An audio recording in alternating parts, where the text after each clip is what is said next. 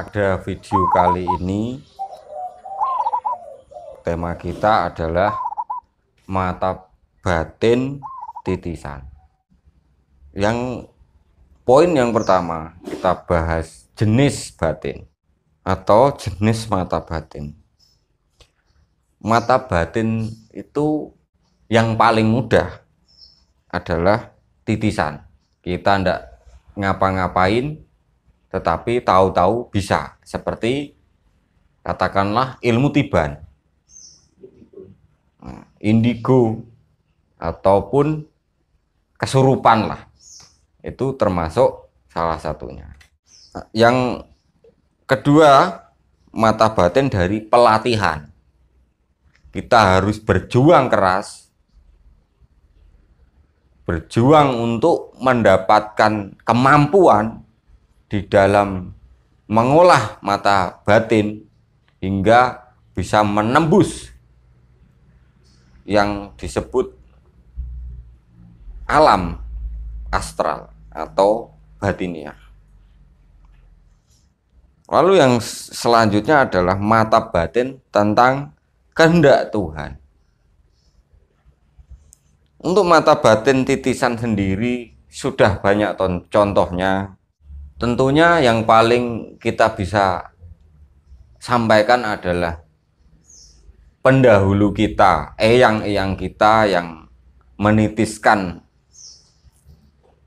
kemampuan yang luar biasa pada diri kita hingga tanpa sadar dengan suatu sedikit kejadian ataupun bahkan dari lahir, awal dari lahir pun bisa saja terjadi. Tentunya sangat-sangat menggiurkan ya untuk orang-orang yang dititisi tanpa berbuat apapun, tanpa berlatih, dia tahu-tahu bisa melihat, menguasai, bisa tetombo, bisa melihat, serta bisa jalan-jalan di alam astral.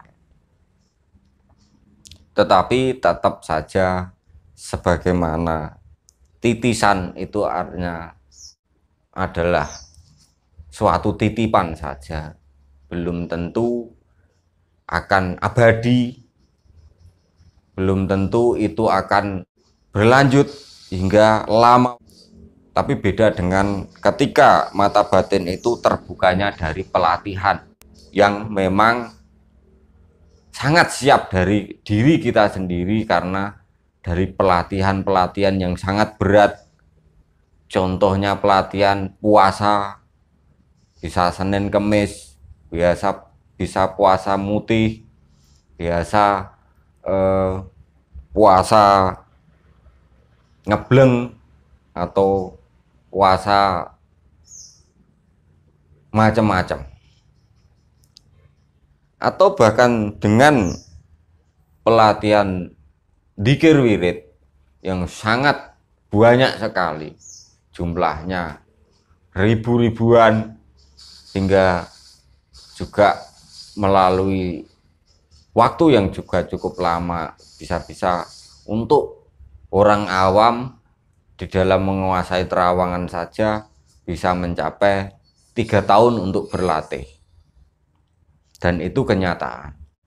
Bahkan itu pun masih belum sempurna, karena tingkatnya dia masih dalam tahap awal. Terbukanya mata batin yang awal, yang mudah-mudah, yang dekat-dekat. Sedang mata batin yang disebut kehendak Tuhan itu seseorang yang memang dari awalnya sudah dipilih Tuhan sebagai seseorang yang memiliki karakteristik seorang pemimpin ataupun khalifah di muka bumi, hingga batinnya tiada lagi tersekat oleh apapun. Dan biasanya orang yang mata batinnya itu dari kehendaknya Tuhan, sifat-sifatnya adalah sidik, amanah, taplid, dan fatonah itu betul-betul melekat dari dia lahir. Lalu kita sedikit bahas akan pertanda mata batin titisan. Terkadang ada seorang bayi yang ketika dilahirkan pada hari tertentu, pada tanda tertentu, itu adalah suatu keniscayaan bahwa anak itu memiliki kelebihan di dalam sesuatu yang tidak umum, atau tanda garis tangan yang berbeda dengan orang lain dari lahirnya. Itu juga suatu batin, pertanda batin dari titisan itu, karena memang sudah dipilih dari eyang-eyang dulu yang memohon kepada Tuhan untuk menyempurnakan ilmu dari sang eyang itu sendiri supaya terus-menerus bisa berjalan atau bermanfaat. Tapi tinggal kita yang bisa menyikapi, akankah semua titisan yang diberikan dari lahir itu dipergunakan untuk kebaikan ataupun keburukan. Karena kalau kita melihat film-film sinetron-sinetron di televisi, mungkin ada yang disebut Satrio Piningit, ada anak-anak yang aneh-aneh dan lain sebagainya, itu merupakan sebuah titisan. Tetapi terkadang dari makhluk-makhluk gaib pun akan ikut menimbrung menguasai si anak supaya tidak lagi kebaikan yang akan berjalan pada diri si anak tersebut, melainkan supaya bisa mengikuti apa yang dimau oleh makhluk-makhluk yang jahat tersebut. Lalu dari kejadian yang tak terduga, itu juga suatu pertanda mata batin titisan. Contohnya mati, tahu-tahu setelah mau dikubur hidup lagi, dia setelah mati itu sakti, hebat, atau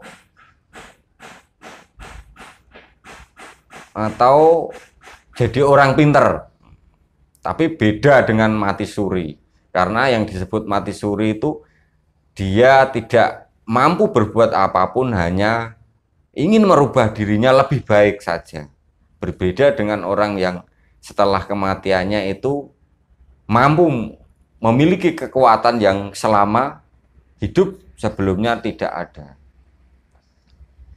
Dari kejadian mungkin tabrakan atau kecelakaan yang harusnya dia koma sekian bulan, lalu seolah-olah dia berkekuatan sangat luar biasa dari kecelakaan tersebut. Kita tahu pasti bahwa titisan itu pasti mempunyai kelebihan.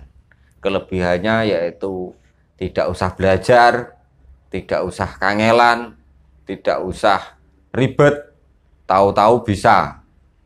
Tinggal spontanitas kita, lalu tetap saja kita akan dimintai pertanggungjawaban dari apa yang kita perbuat. Jadi yang terpenting dari kelebihan itu adalah mensikapinya dengan baik. Jangan sampai terjerumus kepada jalan-jalan syaitan apabila kita memang dititisi ilmu mata batin titisan. Sedang untuk kekurangannya mata batin titisan, kebanyakan masih rentan dengan yang namanya ilmu kodam, ilmu makhluk halus, bukan ke arah ketuhanan, bukan mengarah kepada kesempurnaan hidup, bukan mengarah kepada baiknya akhlak, melainkan kekurangannya lebih cenderung untuk mencari duniawi, untuk memperkaya diri. Cara orang Jawa bilang mumpung atau aji mumpung. Yang terpenting yang harus kita sikapi ketika diri kita memiliki titisan mata batin,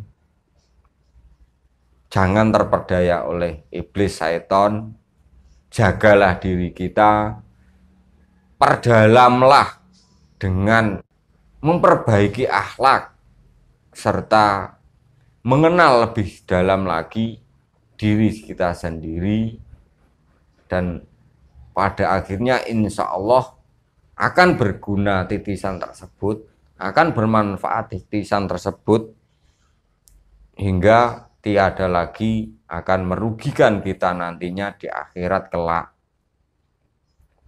Jadi untuk mata batin titisan, saya berharap jangan pernah untuk kesombongan ataupun untuk mencari materi. Tingkatkanlah selalu iman kita, amal kita, dan lebihlah dalam untuk mengenal diri dari terbukanya mata batin walaupun hanya dititisi. Cukup sekian. Wassalamualaikum warahmatullahi wabarakatuh.